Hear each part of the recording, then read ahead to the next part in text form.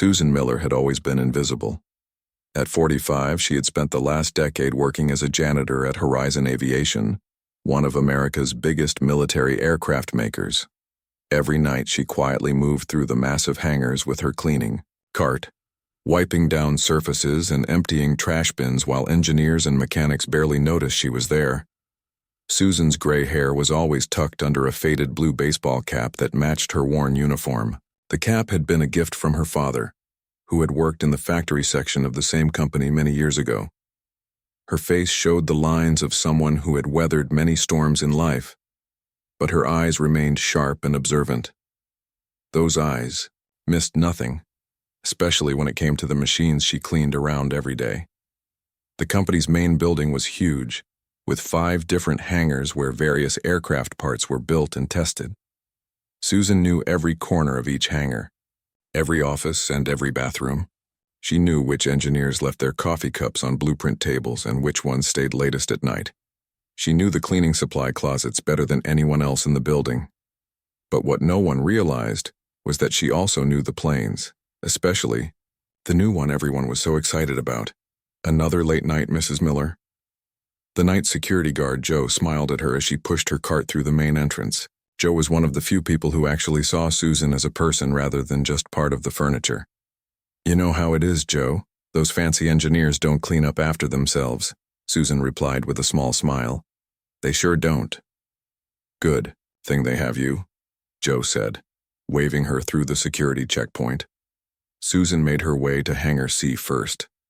This was where the most important project was happening, the development of the XF-92 Thunderbolt, America's newest and most advanced fighter jet. The government had spent over $1 billion on this project already. The jet was supposed to be faster and more advanced than anything else in the sky. As Susan pushed her cart into the large open space, she could see the prototype sitting in the middle of the hangar. Even unfinished, it was beautiful to her eyes. Sleek and dangerous looking like a shark. Workers had gone home hours ago, leaving the space quiet except for the hum of the big overhead lights. Susan started her usual routine. First the offices around the edges of the hangar, then the workstations, and finally the areas around the aircraft itself. As she cleaned, she studied the plane. This wasn't just curiosity. Susan had a secret that no one at Horizon Aviation knew. Before life had thrown her some hard curves, she had been an engineering student. 1 year of college was all she could afford before her mother got sick and needed care. Susan had to drop out to work full-time, and somehow one job led to another, until she found herself here, cleaning up after people who had the career she once dreamed about. But education wasn't the only way to learn. For 10 years, Susan had been watching how these planes were built. She listened to engineers discuss problems. She studied blueprints left on desks while she cleaned around them. She read technical manuals left open on computers that no one bothered to lock because, after all, it was just the cleaning lady who would see them. Tonight, as Susan carefully mopped around the landing gear of the Thunderbolt, she noticed something that didn't look quite right.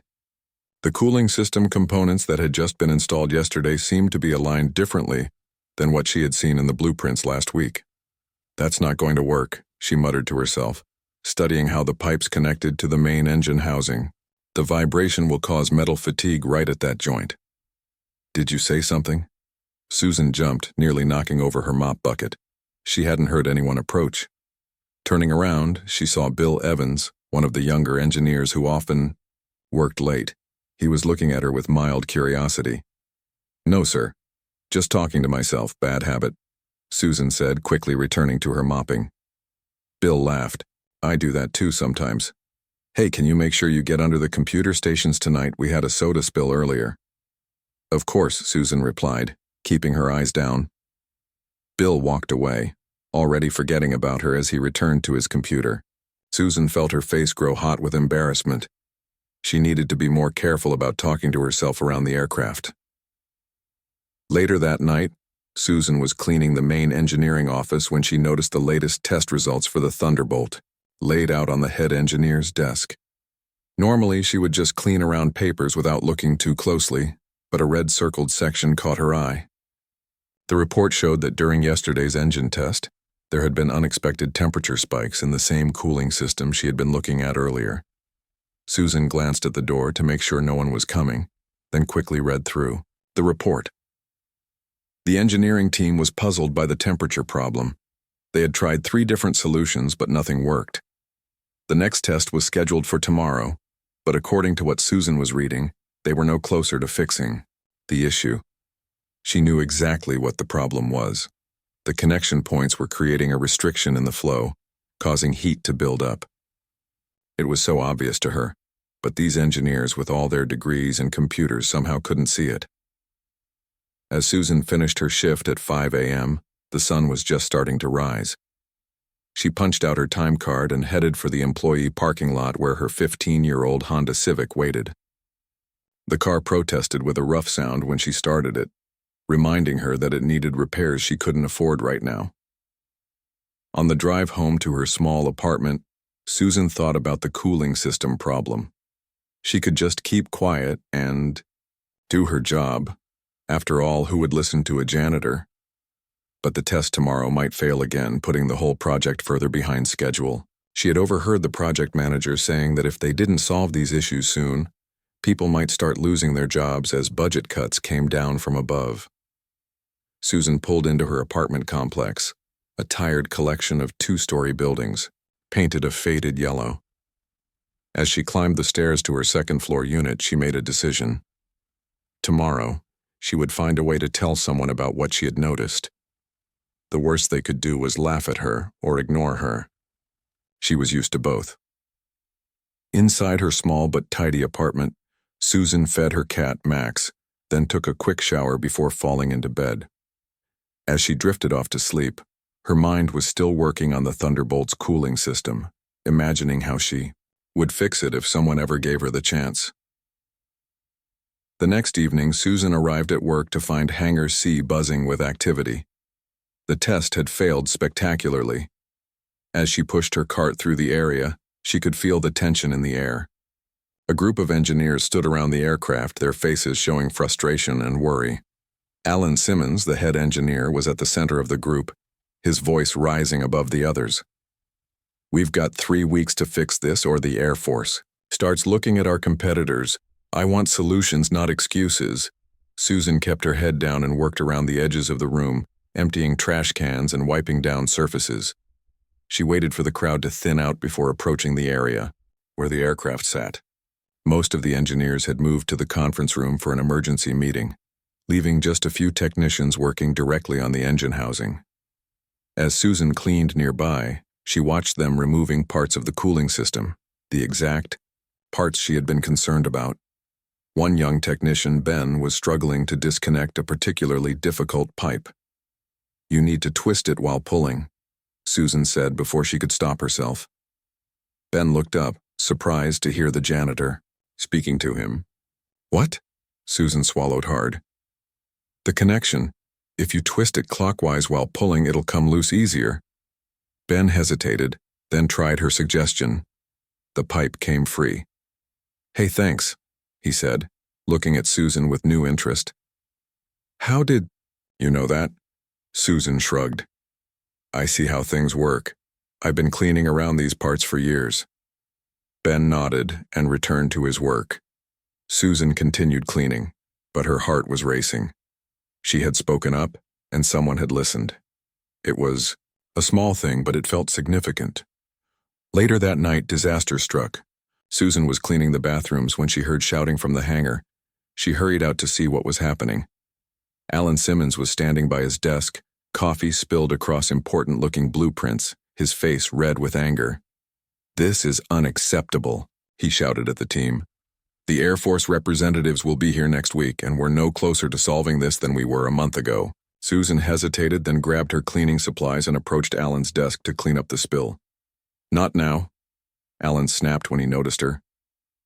Susan froze, her cleaning cloth hovering over the coffee puddle. This was her moment. She could either back away and remain invisible, or she could take a chance. With a deep breath, she made her choice. Susan looked at the coffee spreading across the blueprints. These were important papers showing the cooling system design, the very system she knew had problems. If she didn't speak now, the coffee would ruin them, and more importantly, her. Chance might never come again. Sir, she said quietly, still holding her cleaning cloth. I think I know what's wrong with the cooling system. Alan Simmons looked at her as if she had suddenly started speaking another language. His tired, red-rimmed eyes narrowed. What did you say? He asked. Susan felt her mouth go dry. The other engineers in the room had stopped what they were doing, and were now staring at her. She could feel their eyes on her blue uniform with the maintenance staff patch, on her worn shoes, on her hands that were rough from years of working with cleaning chemicals. The cooling system, she repeated, her voice a little stronger now. I think I know why it's failing during the tests. A young engineer named Pete laughed. Did you hear that? The cleaning lady is going to fix our jet. Several others joined in the laughter. Susan's face grew hot with embarrassment, but she stood her ground. 10 years of being invisible had taught her patience. Alan raised his hand to quiet the room. His expression was a mix of irritation and curiosity. Mrs. Miller. Susan Miller. Mrs. Miller, we appreciate your enthusiasm, but this is a highly complex system that requires years of specialized education to understand. Susan nodded. I know that, sir, but I also know that the way the secondary cooling pipes are connected to the main system is causing vibrations that get worse at high speeds. The connection points need reinforcement, and the angle needs to be changed by at least 15 degrees to prevent heat buildup. The room went completely silent. Alan stared at her, then at the coffee-stained blueprints, then back at her again. How could you possibly know that? He asked. Susan carefully wiped up the coffee while she answered. I clean around these parts every night. I see how they fit together. And I used to study engineering before. She paused. Well, before life happened. Alan looked at his team, then back at Susan. The desperation of their situation was clear on his face. They had tried everything else. Show me what you mean, he said finally. Susan put down her cleaning cloth and pointed to the blueprints. May I? She asked, reaching for a pencil on the desk. Alan nodded. Susan made a few quick marks on the blueprint, showing where the problem areas were and how they could be fixed. Her hands moved with confidence, surprising even herself. It had been over 20 years since she had done anything like this, but it felt natural, like she was meant to be doing this instead of mopping floors. The way it's designed now, she explained, these connection points create tiny vibrations. At normal speeds, you'd never notice. But when the jet reaches the speeds you're testing at, those vibrations multiply. That's why your temperature readings spike right before failure. Alan studied her markings closely. This actually makes sense, he admitted slowly. Of course it doesn't, Pete interrupted. We're actually listening to a janitor now? I have 2 advanced degrees from MIT and she's telling me how to design cooling systems? Pete, Alan said sharply. Right now I don't care if design advice comes from a janitor or the pizza delivery guy. We need solutions, and Mrs. Miller has offered one that, quite frankly, none of us thought of. Pete's face turned red. He stormed out of the room, followed by a few others. But most of the team stayed, now looking at Susan with new interest. Mrs. Miller, Alan said, would you be willing to stay after your shift and explain more of this to us? Susan thought about her small apartment where Max the cat would be waiting for his breakfast. She thought about how tired she would be after working all night. Then she looked at the Thunderbolt sitting in the hangar, the most beautiful machine she had ever seen. Yes, she said. I can stay. The next morning, Susan sat in the main conference room surrounded by engineers. She had never been in this room before except to clean it. The chairs were much more comfortable than she expected. Her cleaning cart waited in the hallway. Her shift finished hours ago. Alan had called in the entire cooling system team, and they had spent the early morning hours discussing Susan's ideas. To her surprise, most of them were respectful, asking her questions and taking notes. A few still looked skeptical, but no one laughed anymore. If Mrs. Miller is right, Alan said, addressing the team, we can make these modifications within 3 days and run another test by the end of the week. Ben, The young technician Susan had helped earlier raised his hand. "I can start on the connection redesign today. Mrs. Miller showed me a trick for the pipe fittings that might help." Susan felt a warm glow of pride. For the first time in years, someone was listening to her. Someone valued what she knew. "I should go," she said, standing up. "My shift ended at 5, and I need to get some sleep before coming back tonight." Alan walked her to the door. "Thank you, Mrs. Miller. If this works, you've saved us weeks of trouble." Susan nodded, too tired to say much more. As she pushed her cleaning cart toward the exit, Joe, the security guard, looked at her with surprise. "Everything okay, Mrs. Miller? You're leaving awfully late." "Everything's fine, Joe," she said with a small smile. "Just had some extra work tonight." At home, Susan fed Max and fell into bed without even showering. She was too tired to think about what had just happened or what it might mean. All she knew was that for a few hours she hadn't been invisible. She woke up at noon, much later than usual. Max was curled up beside her, purring loudly. Susan lay in bed, staring at the ceiling and remembering the night before. Had she really done that? Had she really shown a room full of aerospace engineers how to fix their cooling system? Her phone rang, startling her. No one ever called her in the middle of the day. The display showed a number she didn't recognize. "Hello?" she answered cautiously. "Mrs. Miller? This is Alan Simmons from Horizon Aviation." Susan sat up straight, suddenly wide awake. "Yes, Mr. Simmons? I hope I didn't wake you. I know you work nights." "It's fine. Is something wrong?" There was a pause on the other end of the line. "Actually, no, something is very right. We made the changes you suggested to the prototype cooling system this morning, and we just ran a preliminary test. The temperature remained stable throughout. No spikes, no failures." Susan closed her eyes, letting his words sink in. "That's good," she said finally, not knowing what else to say. "Good? It's amazing. We've been stuck on this problem for months, and you solved it in one night." Alan's voice was excited now. "Mrs. Miller, I'd like you to come in early today. There are some people I want you to meet." Susan looked down at her faded nightgown, at her small apartment with its second-hand furniture, at Max, who was watching her with curious yellow eyes. "What time?" she asked. 3 o'clock, if that works for you. And Mrs. Miller?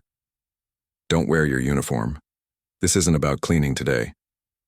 After hanging up, Susan sat on the edge of her bed, trying to process what was happening. Then she walked to her closet and opened it, pushing aside her 3 identical blue uniforms. In the back, rarely used, hung a simple black dress and a pair of low heels. She had bought them for her father's funeral 4 years ago. It wasn't fancy, but it wasn't a uniform either. It would have to do. At exactly 3 o'clock, Susan walked through the main entrance of Horizon Aviation. Joe did a double-take when he saw her. "Mrs. Miller, is that you?" Susan smoothed down her dress nervously. "Yes, Joe. Mr. Simmons asked me to come in early today." Joe shook his head in amazement.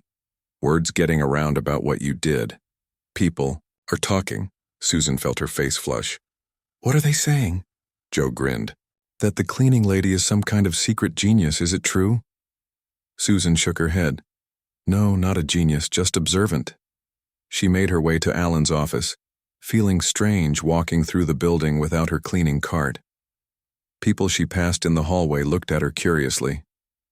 Some she recognized, engineers who had never before made eye contact with her during her nightly rounds, now nodded in greeting. When she reached Alan's office, she saw that he wasn't alone. 3 people in military uniforms sat across from his desk, along with a woman in an expensive-looking business suit. "Ah, Mrs. Miller," Alan said, standing up when she entered. "Thank you for coming in early. Please, have a seat." Susan sat down nervously, feeling out of place. "Mrs. Miller," Alan said, "I'd like you to meet Colonel Greg Harris from the Air Force and Diane Owens, our company president." The woman in the suit nodded at Susan. "Mrs. Miller, Mr. Simmons has been telling us about your remarkable insights into our cooling system problem." Susan's hands twisted in her lap. "It was nothing, really. I just noticed things while I was cleaning." Colonel Harris leaned forward. Mrs. Miller, nothing doesn't solve a problem that has been delaying $1 billion defense project for months. Nothing doesn't identify an engineering flaw that a team of experts missed. What you did was quite extraordinary. Susan didn't know what to say. She looked around the room at these important people who were all watching her with interest and respect, something she hadn't experienced in a very long time. Diane Owens smiled at her. Mrs. Miller, how would you feel about a change in your role here at Horizon Aviation? Susan stared at Diane Owens, trying to understand what she was asking. A change in her role? What did that mean? I don't understand, Susan said, her voice quiet. Diane leaned forward. Mrs. Miller, we'd like to offer you a position as a technical consultant on the Thunderbolt project. Your understanding of the cooling system has already proven invaluable. We believe you could help us with other aspects of the aircraft as well. Susan felt like she was dreaming. This couldn't be real. Things like this didn't happen to people like her. But I don't have a degree, she said. I only had 1 year of college over 20 years ago. Colonel Harris smiled. Mrs. Miller, I've met plenty of people with fancy degrees who couldn't solve real problems if their lives depended on it. What matters is results, and you've delivered those. The position would come with a significant increase in salary, of course, Diane added. About 3 times what you're making now. Susan's mind raced. 3 times her current salary would mean she could finally fix her car properly. She could move to a better apartment. She could even start saving for retirement, something that had seemed impossible before. I'd still have to clean at night, she said, thinking practically. Alan shook his head. No, Mrs. Miller, this would be a day job. 9 to 5, Monday through Friday, no more night shifts. Susan thought about how strange that would be.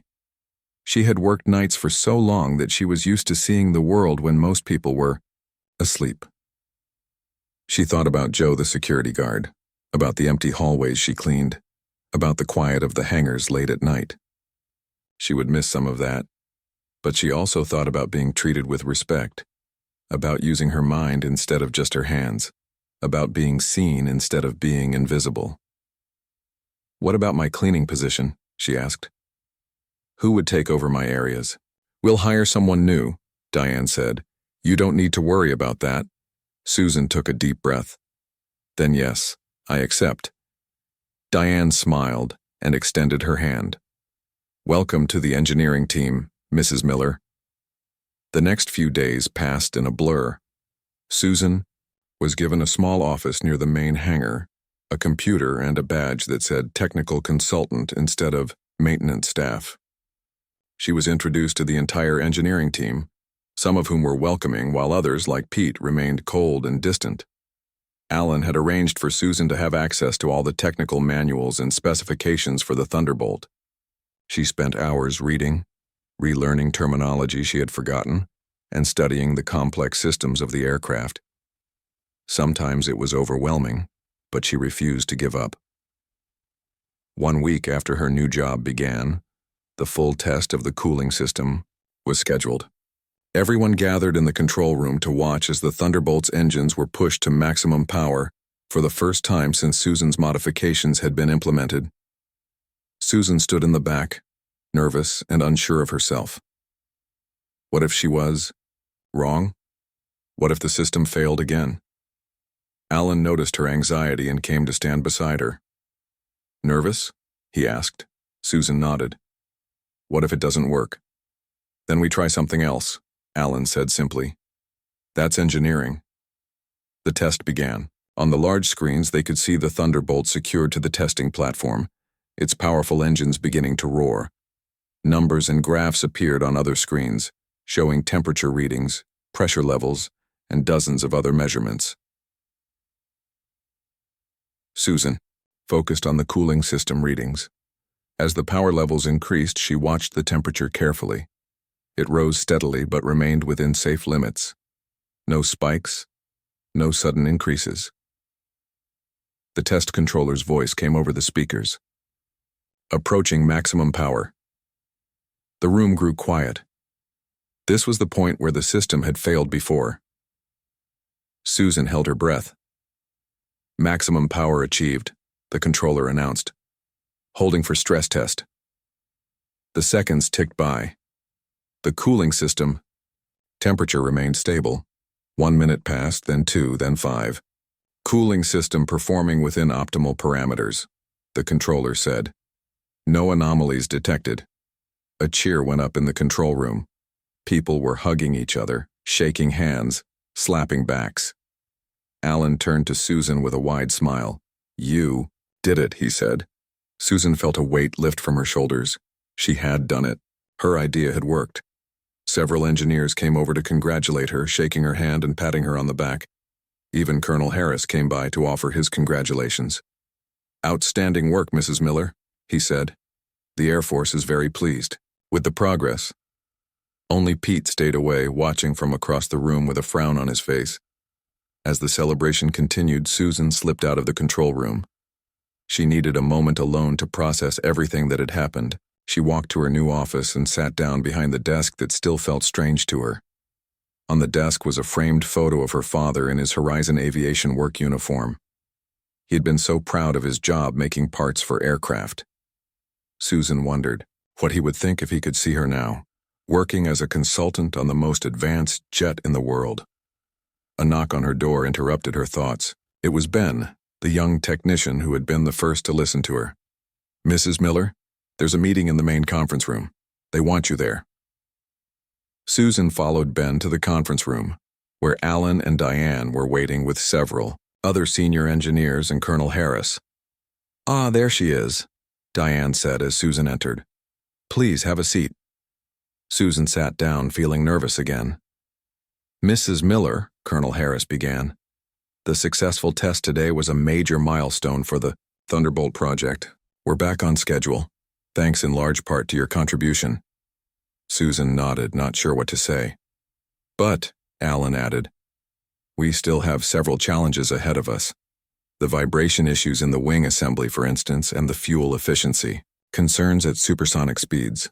We were hoping, Diane said, that you might have some insights on those issues as well. Susan thought about the many nights she had spent cleaning around the Thunderbolt, observing how its parts fit together, noticing the small details that others missed.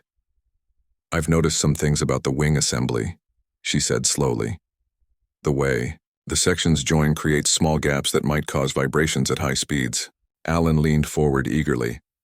Can you show us? For the next hour, Susan explained what she had observed about the wing assembly. She drew diagrams on the whiteboard, pointing out where the problem areas were and suggesting solutions. The engineers asked questions, took notes, and treated her ideas with respect. By the end of the meeting, they had a plan to address the wing vibration issues based on Susan's observations. Colonel Harris seemed very pleased. Mrs. Miller, he said as the meeting was ending, I must say you're a remarkable find. If we had more people like you working on military projects, we'd be years ahead of where we are now. Susan felt her face flush with pride. Thank you, sir. As people filed out of the conference room, Pete approached Susan. His face was serious, but the open hostility from earlier was gone. Mrs. Miller, he said stiffly, I owe you an apology. I was dismissive of your ideas, and that was unprofessional. Of me. Susan was surprised. She hadn't expected an apology from Pete. Thank you, she said. I understand why you were skeptical. I would have been too. Pete nodded. Your observations about the wing assembly are interesting.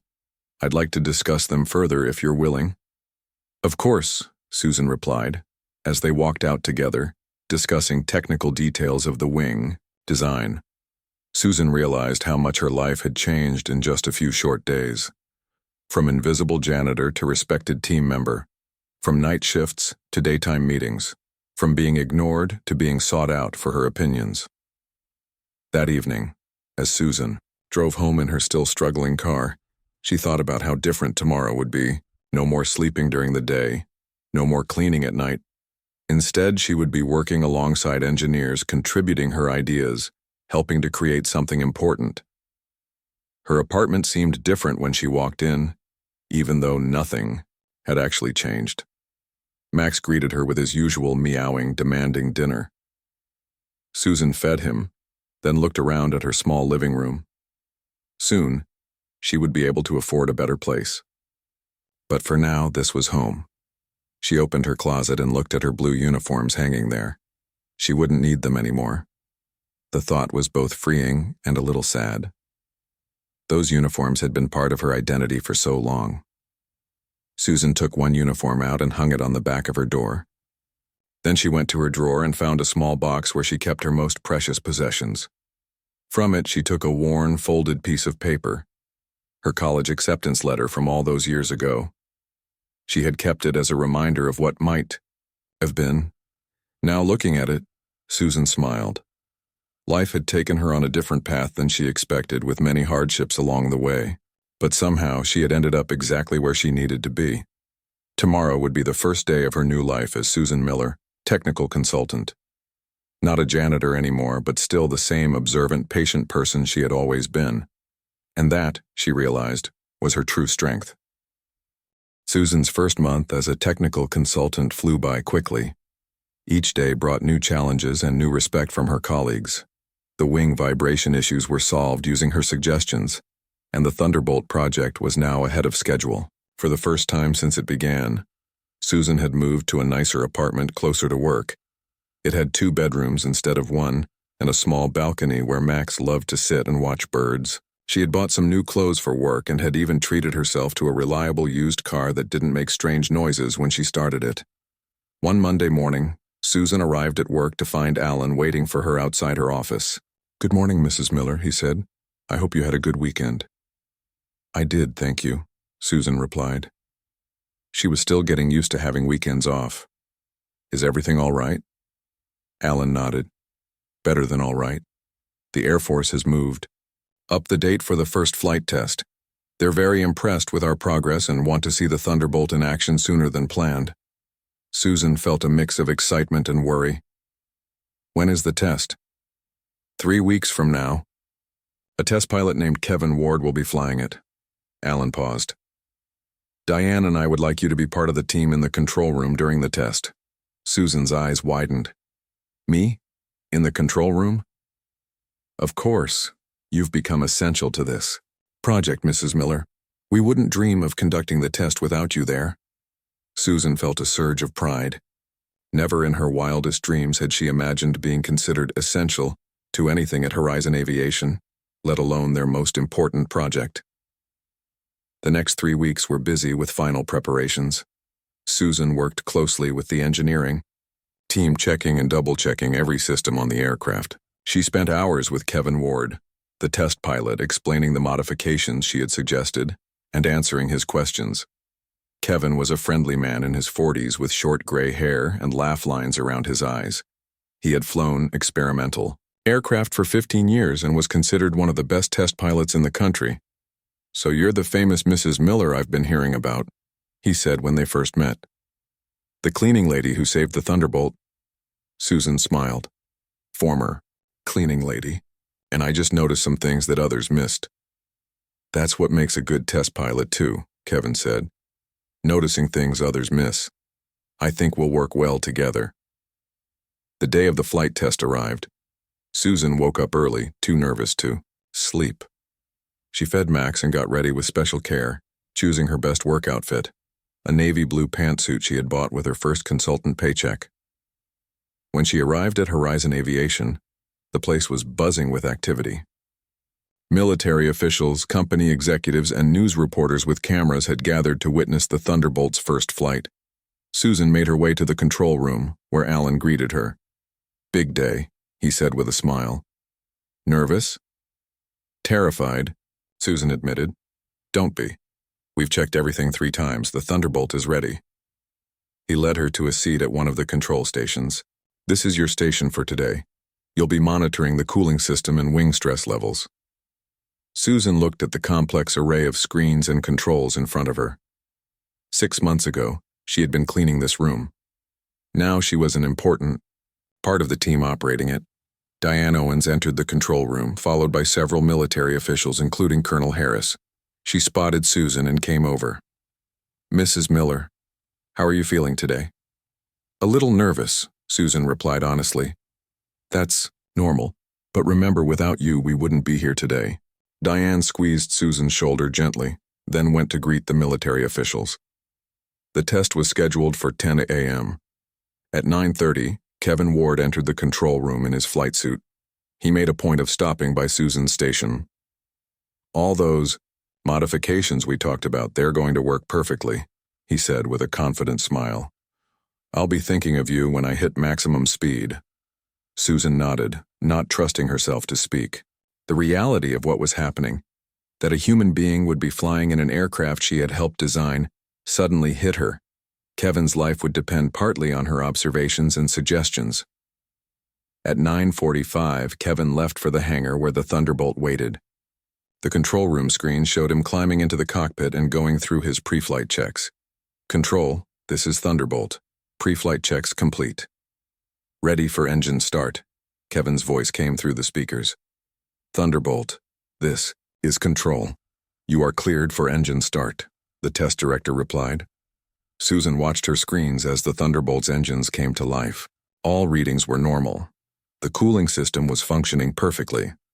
"Thunderbolt is taxiing to runway," the test director announced. On a large screen at the front of the room, they could see the aircraft moving slowly toward the runway, its sleek shape gleaming in the morning sun. It looked powerful and dangerous, like a predator ready to pounce. "Thunderbolt, you are cleared for takeoff," the test director said. "Roger that, Control. Beginning takeoff run now," Kevin replied. Susan held her breath as she watched the aircraft accelerate down the runway. It moved faster and faster until suddenly the nose lifted and the Thunderbolt was airborne. A cheer went up in the control room. "We have liftoff at 10:02, the test director announced. "All systems nominal." Susan checked her screens. The cooling system temperature was rising as expected but remaining within safe limits. The wing stress readings were also normal, climbing to test altitude of 30,000 feet, Kevin reported. For the next 20 minutes, the Thunderbolt climbed and performed basic maneuvers as Kevin tested its handling. Everything was going perfectly. Susan began to relax a little. Car beginning. "Speed test sequence," Kevin announced once he had reached the test altitude. This was the crucial part. The Thunderbolt would gradually accelerate to its maximum design speed, testing all systems under stress. "Current speed Mach 0.8, Kevin reported. "All systems green." Susan watched as the speed increased. Mach 0.9, Mach 1.0. The aircraft broke the sound barrier smoothly, passing Mach 1.2, Mach 1.5. Kevin continued to report as the jet accelerated. Susan's eyes were glued to her screens. The cooling system was handling the stress well, just as she had predicted. The wing stress readings showed some vibration, but within expected parameters. "Approaching Mach 2.0, Kevin said. His voice was calm and professional, but Susan could hear the excitement underneath. Suddenly, one of Susan's screens flashed a warning. The temperature in the secondary cooling system was rising faster than it should. "Control, I'm seeing a temperature spike in the secondary cooling loop," Susan reported, her heart racing. The test director looked at her. "Is it critical?" Susan studied the readings. "Not yet, but it's climbing too fast." "Thunderbolt, be advised we're seeing elevated temperatures in your secondary cooling system," the test director told Kevin. "Roger that, Control. My instruments are showing the same. Should I abort the speed run?"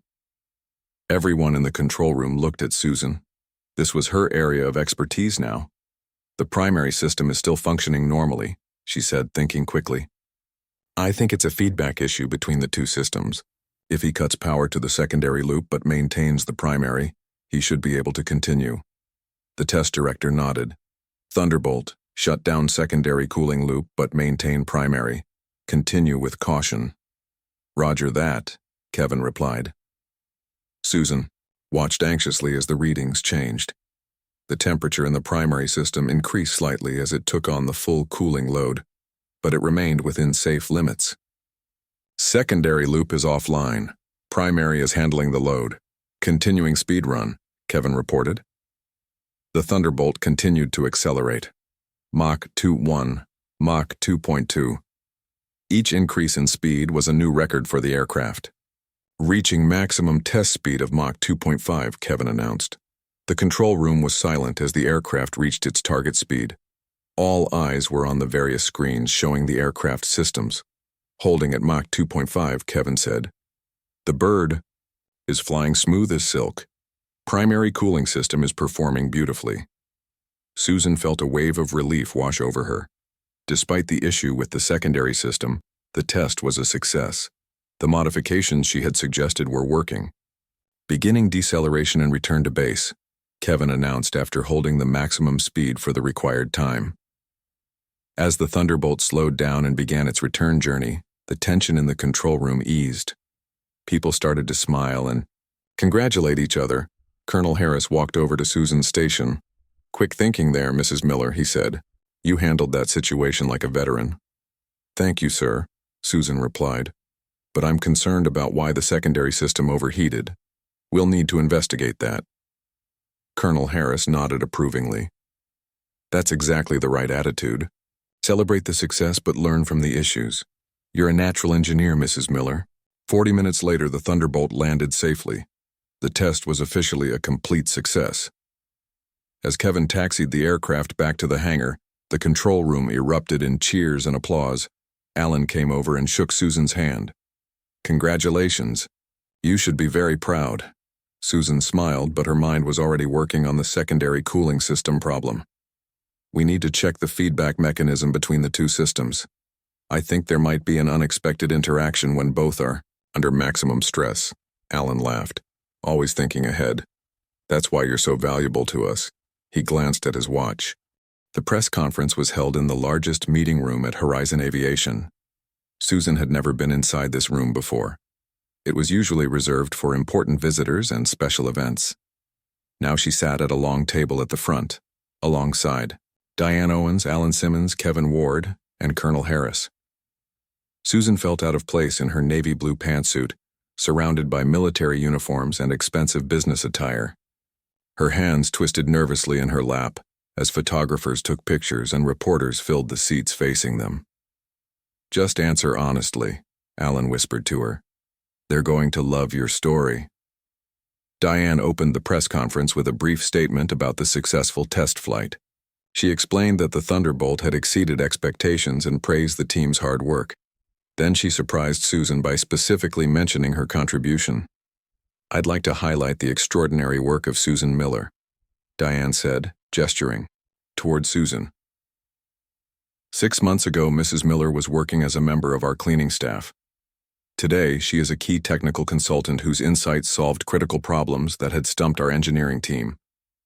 Her story is a powerful reminder that talent can be found in unexpected places. The reporters looked at Susan with new interest. She felt her face grow warm as several cameras turned toward her. After the opening statements, the reporters began asking questions. Most were technical questions for Alan or Colonel Harris about the aircraft's capabilities and the military's plans for it. Kevin answered questions about what it was like to fly the Thunderbolt. Then a woman in the front row raised her hand. "Mrs. Miller, can you tell us how you went from cleaning floors to solving engineering problems? Did you have prior training?" All eyes turned to Susan. She took a deep breath before answering. "I studied engineering in college for 1 year, a long time ago," she said. "But I had to drop out when my mother got sick. After that, life just happened. I took whatever jobs I could get. But while I was cleaning at Horizon, I paid attention to the aircraft. I watched how things were put together. I listened to the engineers talk about problems, and I noticed things." "What made you finally speak up?" another reporter asked. Susan thought about that moment when she had stood in front of Alan with her cleaning cloth, gathering her courage. "They needed help," she said simply. "And I thought I might know something that could help them." It was scary, but it felt right. More questions followed. Susan answered them all honestly, telling her story without trying to make herself sound special. She talked about the years of being invisible, about the satisfaction of finally using her mind again, about the team that had eventually accepted her. A young reporter at the back asked, "What would you say to other people working in jobs that don't use their full potential?" Susan hadn't expected such a deep question. She thought carefully before answering. I would say that every job has value. Being a janitor is important work. But I would also say that it's never too late to try something new.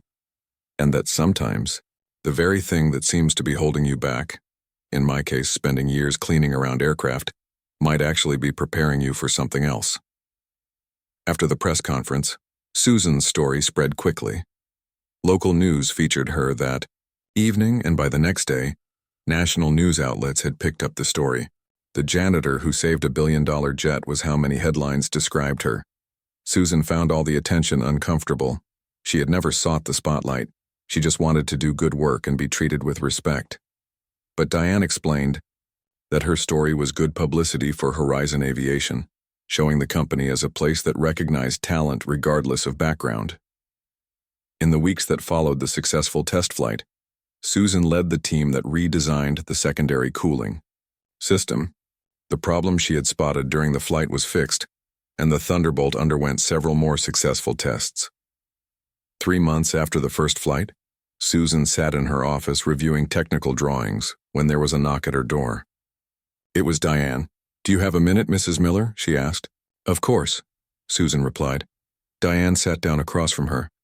"I have some news I wanted to share with you personally. The Air Force has officially approved the Thunderbolt for production. We've received an order for 20 aircraft with more likely to follow." Susan smiled. "That's wonderful news." "It is. And it wouldn't have happened without you." Diane leaned forward. "Which brings me to my next point. The board of directors has approved a new position, Director of Special Projects. We'd like you to take it." Susan's mouth fell open. "Director? But I don't have the qualifications for—" "You have exactly the qualifications we need," Diane interrupted. "You see things differently. You solve problems that stump others, and you've earned the respect of everyone here, from the cleaning staff to the engineers." Susan shook her head in amazement. "I don't know what to say." "Say yes," Diane smiled. "The position comes with a substantial raise, of course, and a budget to create something new." "Create what?" Susan asked. "That's for you to decide. But I was thinking something along the lines of a talent development program, finding other people within our company whose abilities might be overlooked, people who, like you, have potential that isn't being used." Susan thought about that. She thought about Joe the security guard, who always had interesting ideas about improving building safety. She thought about Maria in the cafeteria, who had an amazing talent for organizing complex schedules. She thought about all the people who worked at Horizon Aviation whom others looked past or through. "Yes," she said finally. "I'd like that very much." The following week, Susan moved into her new office.